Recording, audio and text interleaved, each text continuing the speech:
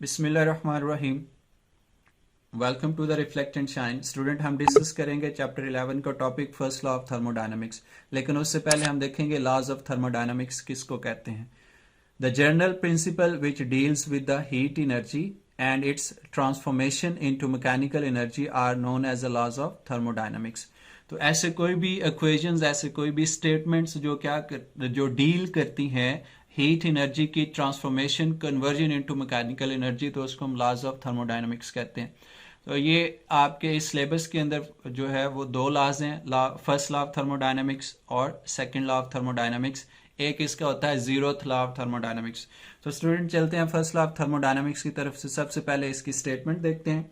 Statement ये है, in any thermodynamic process when heat Q is added to a system, this energy appear as an increase in the internal energy stored in that system plus the work done by the system. Mathematically equation आ जाएगी Q जो कि heat है is equal to delta U, ये आपके पास internal energy है, plus work done.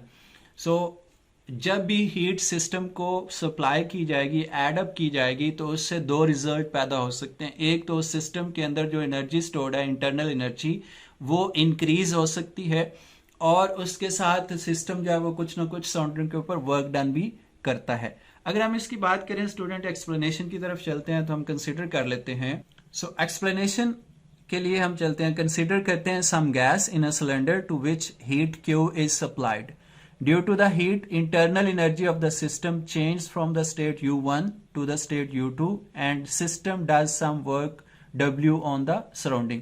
जब भी आपने हीट सिस्टम को प्रोवाइड की तो उसके रिजल्ट में, क्योंकि हीट देने से उसका टेम्परेचर चेंज होगा, गैस के टेम्परेचर चेंज होने का मतलब यह है कि उसकी इंटरनल एनर्जी जो है वो क्या हो रही है, चेंज हो रही है। अब क्योंकि हीट सिस्टम को प्रोवाइड की जा रही है तो उसकी इंटरनल एनर्जी के अंदर इंक्रीज आएगा। तो इंटरनल एनर्जी जो पहले स्टेट थी U1, वो चेंज हो गया U1 से U2। तो मैथमेटिकली हम इसको लिख सकते हैं Q is equal to U2 minus U1, the increase in internal energy, plus W, और इसे लिखा जाए तो Q is equal to delta U plus W। Students, अब इसकी एग्जाम्पल्स की बात कर लेते हैं। एग्जाम्पल्स में हमारे पास एक एग्जाम्पल है बाइसिकल पंप की। अब बाइसिकल पंप जो है ये कैसे वर्क करता है इसको देखते हैं। इसका जो हैंडल है उसे जब पंप किया जाता है तो इसकी जो शेल है, जो इसका आउटर बॉडी है बाइसिकल पंप का, वो हीट अप हो जाता है। ऐसा इस वजह से हो रहा है क्योंकि आप उसके ऊपर मैकेनिकल वर्क परफॉर्म कर रहे हैं, उस हैंडल को उसके प्रेस कर रहे हैं और वर्क डन कर रहे हैं अगेंस्ट द एयर, जो उसके अंदर एयर इनक्लोज्ड है उसके सिलेंडर के अंदर।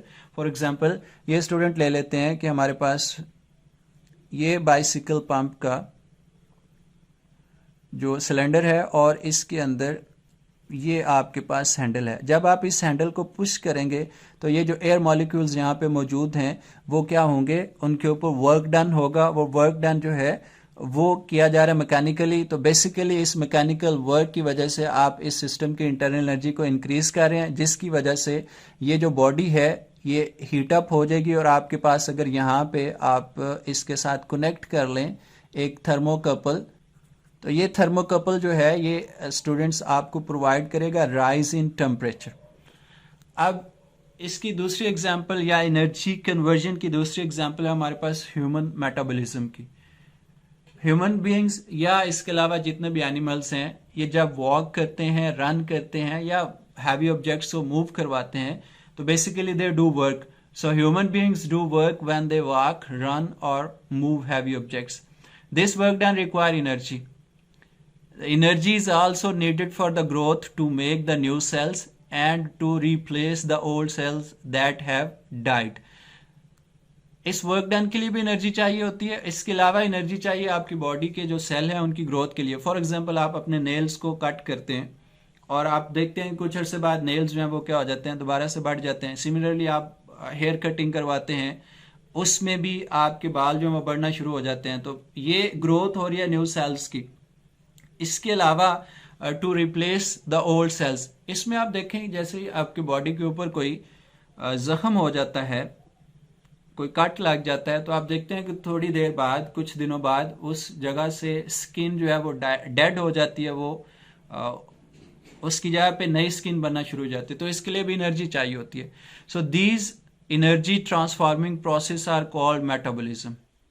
तो according to the first law delta U is equal to Q minus W, इस इक्वेशन को, ये वाली जो इक्वेशन है इसे आप लिख सकते हैं डेल्टा यू प्लस डब्ल्यू, और यहाँ से डब्ल्यू जो है दूसरी साइड पे जाके माइनस, तो ये इक्वेशन बन जाएगी delta U is equal to Q minus W.